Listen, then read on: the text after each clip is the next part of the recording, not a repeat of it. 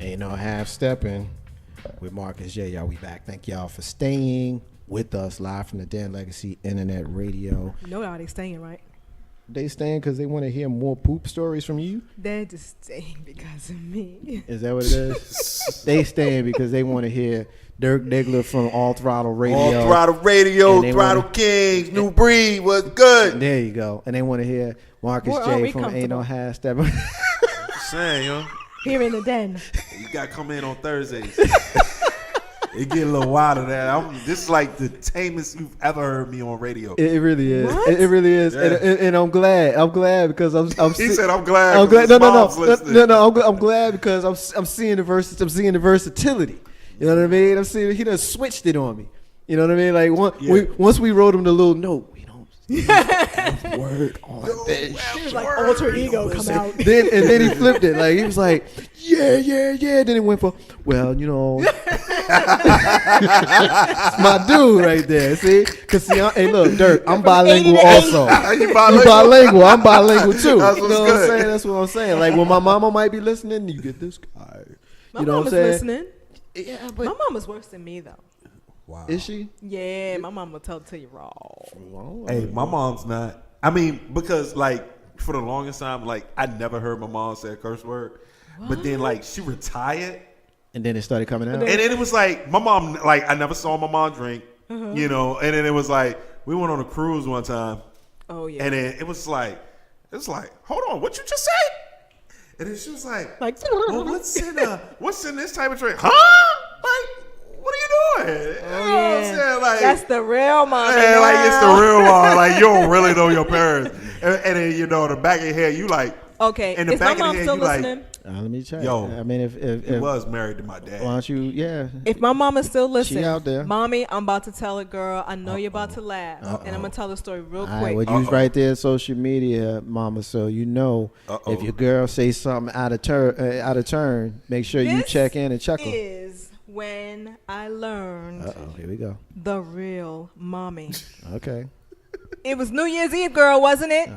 She probably shaking her head Girl. and laughing You now. hear I that? see your cheekbones.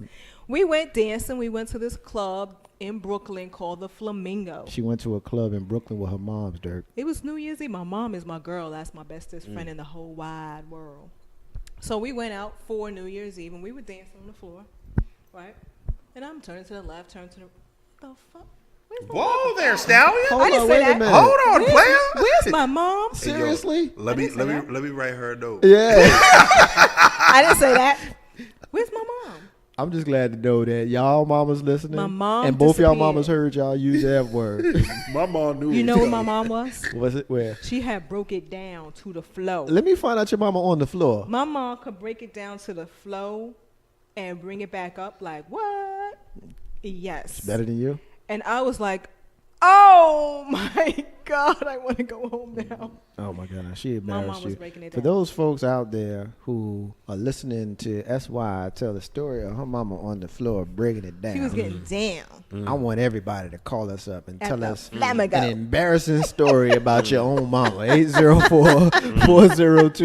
804-402-2893. She gonna get me. Yeah, I'm not going to tell an embarrassing story about my mama. I tell you, I definitely ain't doing that. Actually, I don't have any.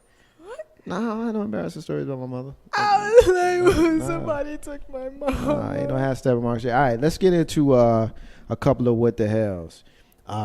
This one is a trip. I'm getting this one from The Huffington Post, darling. They are talking about a poll that was done on Americans, where Americans are saying that by a wide margin, they believe that alcohol is more dangerous to a person's health and to society in general than marijuana, according to a Pew study that was released just last week. When asked whether marijuana or alcohol would be more harmful to our personal health if marijuana were more widely available as alcohol, 69% of Americans said alcohol is more dangerous, while only 15% said that marijuana is more dangerous. 14% both or neither are more dangerous. Respondents showed trepidation when asked to consider marijuana's potential effects on society as a whole, but a strong majority still believed that alcohol is more harmful substance. 63% of those polled said alcohol is more dangerous, with 23% saying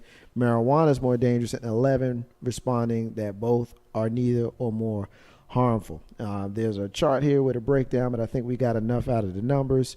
From the heart and disease to liver disease, elevated cancer risk, excessive alcohol consumption can indeed be devastating a person's overall health, according to the Centers for Disease Control and Prevention. There are roughly 80,000 deaths attributed to alcohol use each year. In 2006, the CDC reported there were 1.2 million emergency room visits and 2.7 physician office visits due to excessive alcohol use. Studies have shown cannabis to be far less addictive than alcohol and even caffeine. That's not to say that marijuana isn't habit forming. Between 4 and 9% of regular pot users can develop dependence on the drug, according to frequency cited survey supported by the National Institute on Drug Use.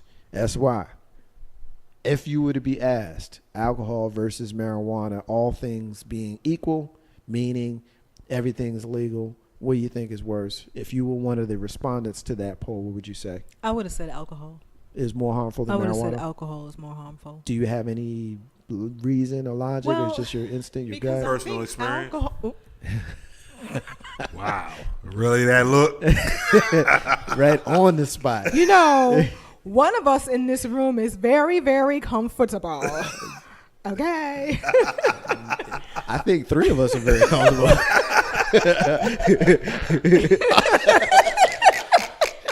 Hey, look, she just simulated a little pootage, because that's what ladies do. They don't fart like we do, Dirk. They poot. Excuse me. I just think it will harm more body parts. I think it's very dangerous. Yeah. You know, so many things can happen to you, or you put danger to your liver. You know, there's so many different things I think you might want to watch out for alcohol for. And I haven't seen anything yet that says, oh, well, if you drink this, it'll help your eyesight. So I don't know. I'm thinking alcohol. Dirk, what you think, man? Really? Yeah, really. I like them both. Nah, actually, I mean, I can honestly be real honest with you. And I'm not a fan of weed. I've smoked weed before, but I am not a fan of weed. I don't like what it does with my body at all. Like, it puts me at a level that, with my body that I don't like. Mm-hmm. Being a person that has MS, if I went to one of those states to get medical marijuana, I can get all the weed that I want. Mm-hmm. So I guess weed has, medicinal and medical benefits, which I'm cool with. Mm-hmm. Maybe if I went to those other states and maybe not smoked it, maybe ate it, or took the pills or something like that, I might be more of a fan about it.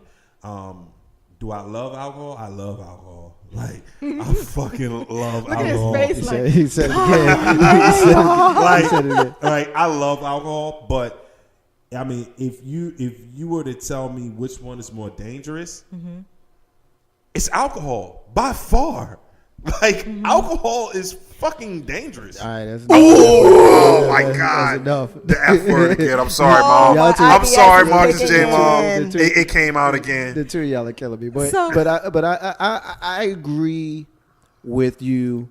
For me, in the sense that I love alcohol. You know what I mean? I see the faces on like to borrow from my man Dirk. I love alcohol. Man. You know what I mean? But I used to love weed too. You know what I mean? And I'm not one of those people that's going to be a prude about it. Mm-hmm. You know what I mean? I'm not somebody that regularly smokes marijuana. I'm not. Mm-hmm. So if you want to test me, bring it. But I'm not going to sit here and say that I never have, and that if things were different, with regards to the law in my life, that I wouldn't change what I wanted to do. And so when I observe what I see in myself at the time when I had both to compare, and when I see what I observe in others, I don't think there's any question. When's the last time you seen somebody, smoke some weed and then go want to fight everybody. When's the last time you seen somebody smoke some weed and then go crash their car and kill somebody? You know what I mean? And when's the last time you seen somebody die from some sort of weed-induced cancer? You know what I mean? So I don't think that there's any question personally. And don't give me this, there hasn't been the research done, because there's no way that they would have legalized it in Colorado and Washington State if these people hadn't already known what the deal was. And I said years ago, Dirk, and I'll let you jump in there. I said years ago, they figure out a way to legalize marijuana in this country, you will start seeing deficits start going down. Well, I'll tell you one thing about the alcohol industry. The alcohol industry is a major player now, as far as when it comes to lobbies. They've been a major player since Prohibition days. That's why it was Prohibition. That's why alcohol ended up getting legalized. And Anheuser-Busch, Miller, all those major players, they've been around since before, it was, legal. Ain't no half stepping with Marcus J. Definitely glad to be able to say that we have a caller on the live line with us. Caller, what's your name and where are you calling from? My name is Free. I'm calling from Verina. What's going on, Free? How you doing? I'm doing well. How are you? Doing great, Free. Thanks for calling us here on Ain't No Half Stepping with Marcus J. What's your comment, Free? The comment is about the distinction between the use of weed and alcohol and which one's more dangerous. What you got? Clearly, it's alcohol. Clearly, we have too much data that talks about the dangers of alcohol versus the lack of danger necessarily with weed. So I think that in terms of that debate, there's really no question at this point. I would tend to agree with you. I would think that many people who are on the right side or the positive side of the marijuana legalization debate would tend to agree with you. And I think anybody that's paying attention to just basic data, not even looking at numbers and stuff, but just like kind of paying attention, I think would agree with you. And I when I was a younger person, when I did smoke regularly, I always wondered, like, why is this not legal? You hear people say things about it being a gateway drug free. That to me is kind of disingenuous, because we know that alcohol is so addictive that you got people that go to rehab for it, and you got people that go to meetings to keep themselves from doing it. And so alcohol is most definitely the true gateway drug. I won't even reveal how old I was when I had my first drink, and I'm a gin drinker now. Right. And I've never smoked weed. But right. Yeah, definitely alcohol is much more dangerous. While we transition to our next segment here, well, not next segment, but the next piece of this, it's kind of related, Free, so I want your opinion on this one first before we let you go. There is a study that says that the e-cigarettes are very, very harmful. According to the CDC, there's an increased number of cases of nicotine poisoning from these e-cigarettes. Disturbingly, there's about 51% of calls to poison hotlines have involved children 5 years and younger, while 42% involve people 20 years and older. Quote, the time has come to start thinking about what we can do to keep this from turning into an even worse public health problem, end quote. We're getting that from Dr. Tim McAfee, who's the director of the CDC's Office of Smoking and Health. I'm getting this article from newsone.com. Now, Free, I want to get your opinion on this, because we know that there are a lot of people who are replacing their pack of cigarettes with these e-cigarettes because they find them to be I guess the new way to keep from smoking. I don't know if you know anybody that uses it or if you even have used it yourself, but once we read that piece of this article to you, what's your thoughts, Free? Yeah, I'm definitely not a smoker, so I have no actual use of any of those things. However, I did do research years ago when I was a graduate student as an outside job on the whole idea of the dangers of tobacco and ingesting nicotine and tobacco. It's the 50th anniversary of the Surgeon General's report on the dangers of smoking. So the idea that there would be a less dangerous way to smoke has always seemed to me a bit disingenuous. Okay. It's dangerous. No. Period. No matter what form you take it, it's going to be dangerous if you're smoking tobacco. I got you. I agree. I tend to agree with you, Free. Thank you so much for calling us. Keep listening to us. We appreciate your support here on Ain't No Half Steppin' with Marcus J. Have a great night, Free. Sure, and my brother's doing a very good job. Your brother, I'm assuming that's my brother Dirk Diggler. Yeah, that's your brother. Free, He is. thanks for supporting our brother. Make sure you're listening to Dirk Diggler on All Throttle Radio On Thursdays. every Thursday from Genius. 7 to 9. All right. Thank you, guys. Good luck. You got it, man. Thank you. Have a good night. Thanks for calling. Ain't No Half Steppin' with Marcus J. We appreciate know. we appreciate that. Now that's why let me get your comment in on that e-cigarette thing. Oh, you know what? When you were reading it, I was like, I knew it. There's got to be something wrong with this thing. There's got to be something wrong. And I'm thinking that there's something in that little screw-on piece, the vapors or whatever. It's got to be something in there. Yeah. Bingo. Dirk.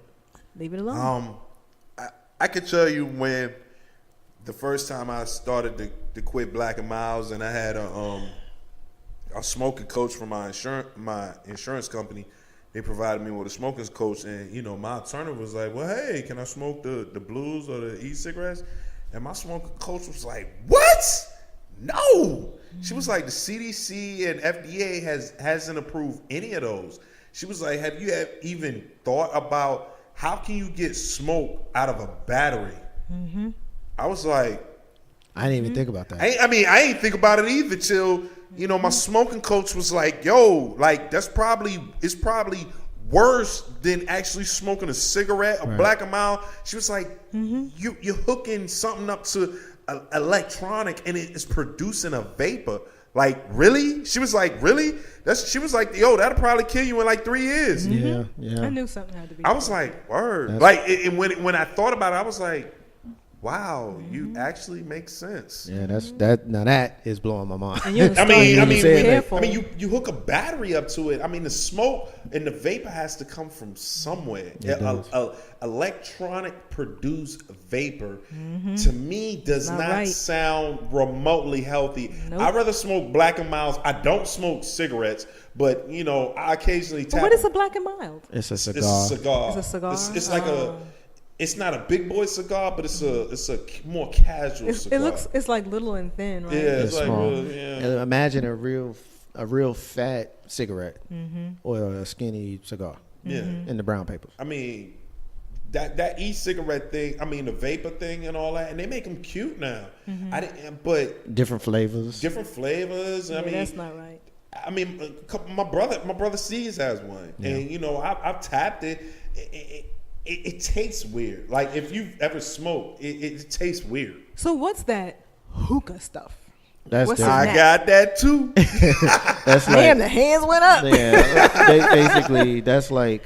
Shisha. It's shisha. Yeah, I mean, if you ever smoke weed, the easiest way for those non-smokers is if you ever smoke weed with a bong. You know what a bong is? Yeah, I think I know that. With water and all that kind of, that's essentially the hookah concept. You know, I can't do It's it. the concept, but it ain't weed. it ain't weed. Right. It ain't It weed. ain't weed. A hookah is shisha, which is tobacco mixed with molasses, mixed with a flavor. You put it on a pot, and you put a coal on top of it. And what you do is you smoke. Don't knock it till you try it. Oh, I'm not trying it. I mean, I'm just saying, but don't knock it till you try it. But it's a smoother smoke than any of the above. The cigarettes. And so what's harmful about it? To me, well, I don't know all the, you know, the Logistics of it. logistics of it, but of course, I mean, you put smoke in your body. I think it's a little more pure than cigarettes, blacks, cigars, all of that, because it cuts out some of the other harmful toxins. And you don't think the coal plays a part? I'm sure the coal plays a part in it. I've had hoses because I have 2 hookahs at the house. I've had hoses that have been clawed. Wait a minute. Hey, look, man, I'm not a perfect man. I am not a perfect man, and I had by no means try to live a life that is not, you know, me. Just to say, hey, look at me, I look Right. good. Nah, I smoke hookah on the Blue Moon. I mean, it's a lot of work to get a hookah to pop because, I mean, you gotta. It's a lot of components to it. So if you do smoke hookah, it's a lot more going on than pulling out a pack and smoking it. I mean, you got a lot of prep. So with smoking a hookah, you're not going to smoke a hookah as often. No, I'll say that. You got to put some work into it. It's some work that goes into that. So let's back up to alcohol for a second. What you got? I got a fun fact for you. Okay. Have you ever watched the I think it's called the Men's Club or something like that? I live that life. He lives a life. Okay. I think I heard it comes on like MTV or something. Yeah. So do you know if you pour the alcohol in your anus? Oh, good grief. I'm serious. Hold on now. I'm serious. It is a fact that if you pour it there, your intoxication is instant. Okay. Just a fact. Okay. Well, not tried. Take your word for it. Yeah. There's no need to get there that fast. Just a random fact. I've heard that before. Never going to instantly get drunk in my life. I've heard that before. Somebody else has that has crossed my my membrane before. Wow. And I said to myself, boy, them frat boys, they really experiment on some things. That's information right there. That's scary to have, boy. You mess around and it ain't scary. It is scary. That's like certain stuff you don't want. It's like, man, that's a piece of information. The funny part is that it goes in and it doesn't kind of like spill over. Gosh, I don't. Yeah, I knew me still talking about it was too much. Ain't no hashtag. Let me ask you this. Oh gosh, I tried to transition. You know how you swallow alcohol from your throat and your trachea and your esophagus. Mm-hmm. How do you swallow it in your anus? That's what I'm saying. It's like how it goes. I mean, what is it? Just what do you just stand upside down and just wait for it to dissipate? My thing, well, you need to have help. But apparently, but my guess is, I mean, if we're gonna do this, then we're gonna do this clinically. And so, you squeezing your butt cheeks? No. I mean, but what is the organ that's right before that? That's your intestines. Your intestines and your colon. Mm-hmm. And so, my guess is when you drink it orally, it gets in your intestines and your colon before it, has to go through all of your esophagus and all that stuff. And that's why it takes a minute for you. Mm-hmm. Right. But if it's going straight to it, that's probably why it is. You get drunk immediately. Mm-hmm. But he said, so you stand upside down, right? And somebody holds the bottle and you just kind of like on the funnel. I believe it. Clinton is so do they insert it into your anus? Tap it over. Or do they just pour it over top and just hope something get in there? Y'all are killing me. Y'all are killing me. Ain't no seven marks yet. Simone said. Spread them. Yeah, clearly I'm uncomfortable. Spread them. Let it get in there. Simone said that she's done some research that found that ingesting marijuana is really better than smoking it, definitely better than alcohol. Joy says that she used to smoke cigarettes and blacks, but she smoke free now and she would try hookah. And then she changed her mind and said maybe not for the hookah. As Steppin remarks. All right, I want to ask a question. Well, not so much ask a question. I want to propose the question that another brother around about our age proposed. This is the rapper Nas. When I talked about how legendary hip hopper has some questions for hip hop artists that are coming out today. We know that he is going to be celebrating the 20th anniversary of Illmatic, which is one of the greatest hip hop records in history. I think universally we can agree that Illmatic was up there. How's it go? And in a live discussion with MSNBC's Michael Eric Dyson at George Washington University, Nas spoke about the lack of passion from artists who are afraid to push the envelope when discussing serious topics in their lyrics. I'm getting this from thegrio.com. He says, quote, "I don't see enough MCs who are brave enough to be honest. I would like to see more of that. There's a lot of good stuff and there's a lot of bad stuff. And rap, socially conscious stuff can come off. Sometimes it's preachy, so a lot of people tend to stay away from it if it ain't their bag. That's not what they do, but they still have some artistic responsibility to do more than what's the latest trend." And he cites people like KRS-One, Chuck D, and Brand Nubian as his inspirations. He says that the benchmark for success as an MC was to be able to have a message in his music. Quote, "Imagine me trying to come in the rap game at 19 years old. It was impossible. I had to do something that mattered. I would not have gotten the respect from other rappers at the time. If I didn't get that respect from them, it was over. But now it's a lot easier." Dirk, get you in on this one. I don't know if you're a hip hop fan, but I'm assuming you are. It's a great assumption. I'm gonna assume you are. If it's a bad one, then tell me it's a bad one. Another assumption that I'm going to make is that you've heard Illmatic. Love it. There you go. And so if you love Illmatic, then I would guess, final assumption, that you got a lot of respect for Nasir Jones as a hip hop artist. Yeah. With that being said, yeah. What's your thoughts on his comments? I think it's real. I don't like listening to rap artists when they rapping about a whole bunch of stuff that they don't have, or rapping about a whole bunch of just young-minded things of that nature. Like, you're not going out here in the streets killing everybody and thinking, you ain't gonna be locked up.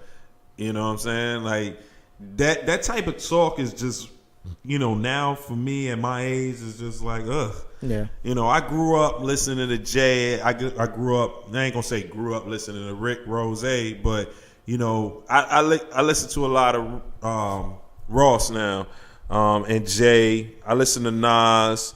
I listen to The Roots. I listen to Lil Brother. A lot of rappers that ain't necessarily talking about how many hoes they got and how many keys they slinging. You know what I'm saying? Like at one point in time, that might have been cool when I was growing up, but at the same time, I got a little older and realized that they just trying to make money. Yeah, that's why. What you got? Well, I barely have anything because I don't even know the song you're talking about. She said the song, Dirk. Illmatic. Illmatic ain't a song, what man. Is it? What is it? It's an album. It's a it's probably the best An hip hop album? Mm-hmm. Okay, so what songs? It has a whole bunch of songs. NY State of Mind, baby. Is it rap? Yeah. Yeah. Okay, so Good that's rap. why I don't know. One Love. It ain't hard to tell. You They're gotta laughing at me, download y'all. it. The world is yours. They're World is laughing at me, yours. y'all. Yeah.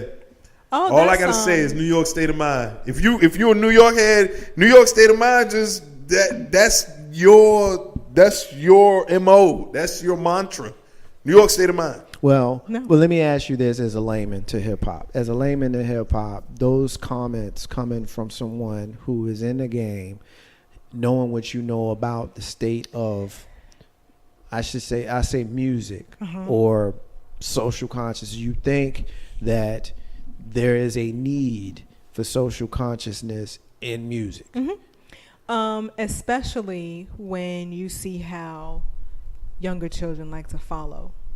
So if you grab an artist, if there's this one artist that everybody just loves, and that artist came out and did a rap that gave a lesson, I think it's good, because now let's try to teach them something else, especially if they're going to follow you like they do now. Then teach them something else. Give them a real lesson. Right. I think that would be a serious plus. Simone is saying that Nas is beyond talented. Anybody that knows me knows that, we build this show and we build this station around socially conscious talk, and we like to have fun. And we've been cussing a whole lot more lately, not just tonight than we have been. We'll try to. Dirk's in the building. It's beyond just tonight. We've been getting it in lately. Sorry. But in all seriousness, we like to build this show and this station around socially conscious talk that's entertaining with a dash of humor, music, sports, comedy, and other things. And so that kind of thing is close to my heart, as well as the folks who comprise Legacy Internet Radio. So I knew when I proposed that question that I would get people to agree. And to be quite frank, I think the stuff we're listening to today, Dirk, is a bunch of nonsense. And I'm just keep it 100. And I'm gonna say, I know you mentioned. I'm assuming Rose is Rick Ross. Yeah, he is by far my least favorite rapper on the planet. And I don't have to hear a word he says. All I need to know is the dude used to be a corrections officer. No question. And he took his name from the biggest crack dealer ever in the history of the country. To me, that's whack. And I don't need to hear a word you say after knowing that you did that. Yeah. And so when you think about that, and then you think about somebody like KRS-One who got in the game because he was a homeless cat that happened upon a cipher, and they was clowning him because he had holes in his pants. And so his response was to respond the way they were talking to each other in rhyme. That's how KRS-One got started. That's hip hop. And we know the legendary socially conscious lyrics that comes from that cat. You know what I mean? And so when you look at the state of hip hop today, there is nobody that bears that torch. Like nobody.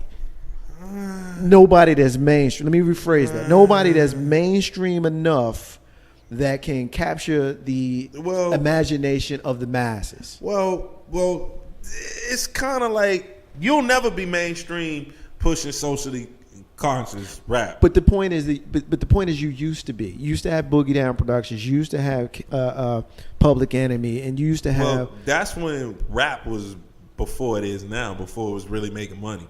You know what I'm saying? I mean, the best that you can do, honestly, is Jay. Yeah, I mean, ain't nobody gonna accuse him of being socially. Oh, conscious. no question. But he'll drop some jewels. He'll drop some. They're hidden. He'll drop some hidden jewels, and you actually have to be semi-intellectual to catch what he's spitting. Right. You know, when it comes to on that next level. Right. You know, but outside of that, like nobody has that weight. Yeah. Well, a lot of that has to do, and I don't want to take a lot of time on this, but the picture that I'll paint is when we talked about how they're testing little boys to see how smart they are in the schools that are already underfunded. So when they test poorly, they know how many jails to build. Those same people building those jails are the people that are on the boards of record labels. Mm-hmm. And so if you're on the board of a record label and you run a private prison, you are more likely to push an NWA type of cat than you are to push a Public Enemy type of cat, because you know the NWA type of cat is going to have the people listening to him riled up, thinking that you can go out and shoot at people and F the police and all that kind of stuff, as opposed to, you know, Chuck D telling you that you need to get your mind right and stuff like that. And so you're right. Making the money is where it all changed. But I think someone like Nas is in an interesting position because he can say, look, I done both. Yeah. And I could tell you that this is not the way it should be. There should be somebody that's on the mainstream level that could carry the torch for this kind of hip hop. Joy is saying that she likes Rick Ross, but she was turned off by the Molly thing. Well, I can say this one thing about Rick, and it's just dirt. I like Rick. He's probably about the same age as me, somewhere around there. I was a little disappointed that he lied about his little, you know, CO thing. Like, come on, bruh. It's a lot of COs and it's a lot of cops and it's a lot of, you know, people in law enforcement that do dirt. Like, yo, just keep it real. If you was doing dirt when you was, you know, in law enforcement, I mean, you some of them that's more hood than people that never had a badge. I was a little turned off by that, but you know, Rick, I mean, he fixes that one fancy for me, that flossing fancy. I do have that. Yeah, I think we all have a little bit of it. Let me ask you this before I go to the last story, Dirk. What do you say? Because this used to be my argument a long time ago. Argument that I used to have. First of all, Miriam is giving you some love. She's listening to us tonight, and she's saying she's loving the show, and she specifically pointed you out. So thank you, Miriam, for listening to us tonight. We appreciate that. Back in the 80s and 90s, when hip-hop was really beginning to explode, I used to be very, very aggressive about defending, and I still am to a certain degree, but I was very aggressive about defending people's right, because it's all about, for me, First Amendment right to say what you want. Even if you say something stupid, you got a right to say something stupid. When you had a lot of people that were shitting on hip-hop, but at the same time, they were sending you to the movies to watch The Terminator and Arnold Schwarzenegger and Rambo and all of that kind of stuff, when you can see this one white dude go into the bush and shoot up a whole bunch of people, whereas I'm just saying it to you on a record. So I do feel somewhat conflicted and try to avoid sounding like a hypocrite when I defend hip-hop in that instance. So what do you say to the person that wants to throw darts at hip-hop, but at the same time they're going to send you to the most violent action movie around, which makes millions and millions of dollars? I say get your priorities in check. I mean, neither one is better. I mean, you have to use all of your senses, and in reality, if you go to a movie, you're using your sense of hearing and you're using your sense of sight. If you just listening to it, you're just using your sense of hearing.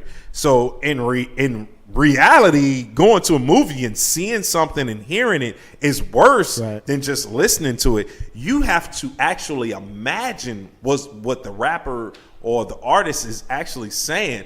And I mean, your imagination about what they're rapping about could be completely different than yours. Right. You know, me and you could listen to the same music and picture two totally different,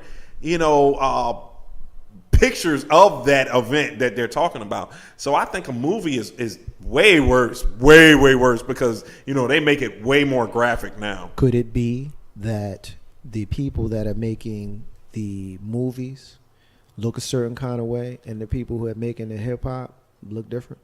Oh, of course. Well, notice where I'm going with that. Well, you see where I'm going. I understand where you're going, but let's be clear with this: the people who are actually making hip hop and the people that are actually making the movies look the same. Yeah, they are the same. You know what I'm saying? Okay. So you broke it down to the next level. Let's get real about it. The people that are making the movies and the people that are making hip hop are the same. I mean, probably brother and sister, or the same person. The same person. But yeah, I got you. Yeah.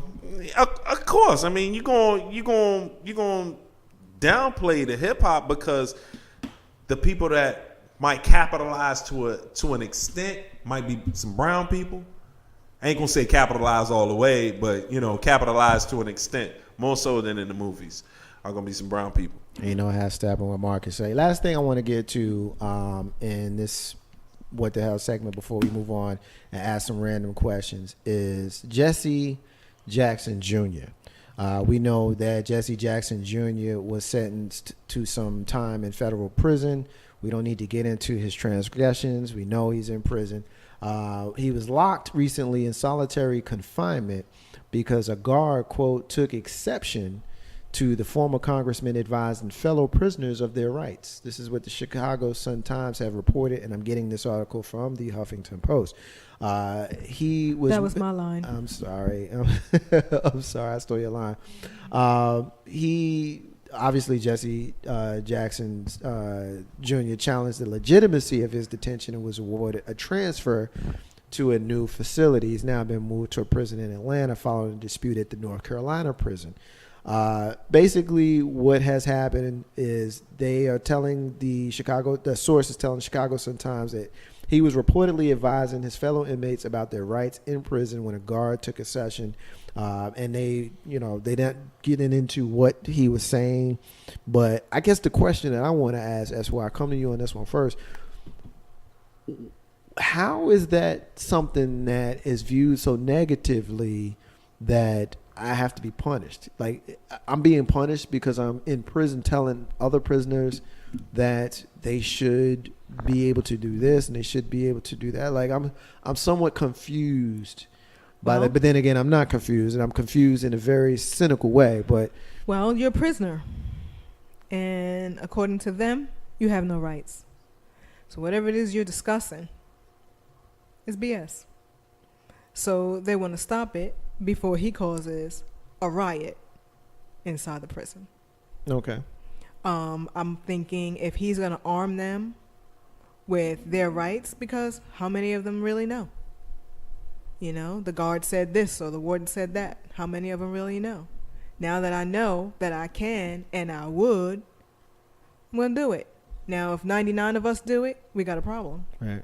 And they're trying to avoid a problem. What do you think about this, Dirk? You got Jesse Jackson Jr. And forget that it's him for a second. I mean, we got a prisoner who is knowledgeable about rules and regulations in prison, trying to aid other prisoners. And the authorities inside find that to be so egregious that they move him from Gen Pop into solitary confinement. His transgression was that he was trying to help, by all accounts, because when you use the phrase advise, that suggests help other inmates.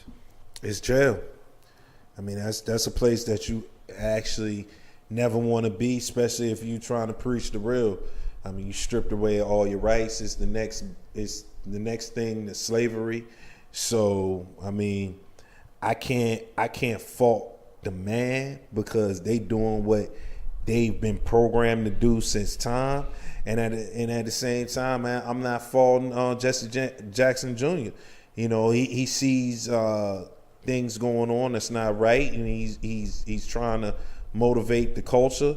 But hey, bruh, you messed up, and you put yourself in that situation, and now you give the man the right to put you in solitary confinement where they're gonna shut you up, and not even hear you. Yeah. So I mean, it's basic jail. It's basic jail rhetoric. Right. I mean, it's right on both sides of the fence. They playing the jail, the warden and the guards are playing their role, and he playing his role. Right.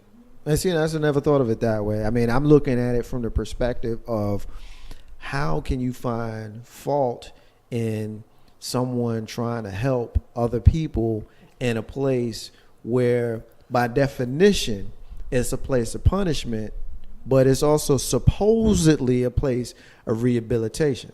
And especially when we know that there's libraries and there's books and things like that where these same inmates could gain that knowledge on their own, you're going to punish someone who's there who already has that knowledge that's giving it to them straight. That tells me that there's definitely some sort of fear going on with the authorities inside the prison with the, I guess, I don't want to say power because you're in prison, you ain't got no power, but, you know, I guess the power because of who he is, he may be able to rally these prisoners. And like you suggested, that's why some sort of crazy revolt going on. I don't know, but to me, that's crazy to me that they would lock him down for something like that. I mean, he's a political figure. I mean, people know everybody. I'm sure in the jail, from the swastika guys to the hood guys, know his daddy. Right.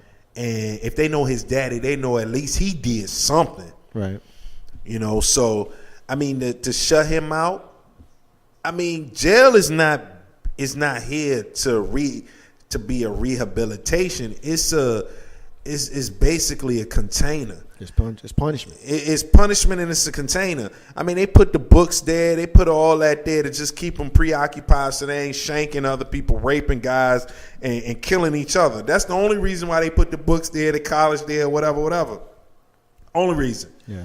So you put this Spitfire in the mix. Oh, man. You know, this guy here, he could really get things out of whack. You know, and the last thing a warden want to do, especially with Jesse Jackson Jr. On the watch, is have a riot. He don't want that. I mean, because Jesse Jackson messed up and was in jail. But at the same time, if you got a riot with Jesse Jackson Jr. there, you're gonna bring unprecedented heat on yourself as a warden and as the colonel or whoever in charge of the guards. I mean, they don't want all that. Best thing to do, shut him up, lock him down, keep everything in peace. Right. So, put out a BS story. Oh, well, he's doing something to incite, blah, blah, blah, so we had to lock him down. Okay, he already did wrong. That's the only reason why he did. So he did more wrong, so we locked him down. Swept it under the mat. Right. It's done. So it's a wrap. You think it's more story than what we think, than what we hearing? Of course. Of course. Of course. Ain't no hashtag on Marcus J. My brother said, what up, bruh? He's checking in with us. He's saying he's going back to the Nas thing. I know I suggested about the movies. He's saying that movies are known to be fiction, but most rappers claim what they rap is their real life. I think us grown-ups, and I agree with you, said, by the way, but I think us grown-ups know the difference between Spider-Man swinging through the neighborhood is no more real, than Ice-T telling the story of a cop killer as he's got his black shirt on, his black gloves on, and the ski mask on, shooting out cops. I think we know that you're not doing that either, because if you was, you wouldn't be on Law and Order right now. Huh? There's no such thing as Spider-Man? I'll talk to you about that on a break, but I do have some sad news for you. Ain't no hashtag March J. We're going to take a break, and when we come back, we're going to do a quick segment. We like to call random. We've been holding it for the final segment of the night because I get to ask some silly-ass random questions. We're going to try real hard to make Dirk Diggler uncomfortable. Marcus J, Dirk, SY, and the crew is social media. I'm cool as a fan, baby. He cool as a fan. We be back in a minute. Y'all stay with us.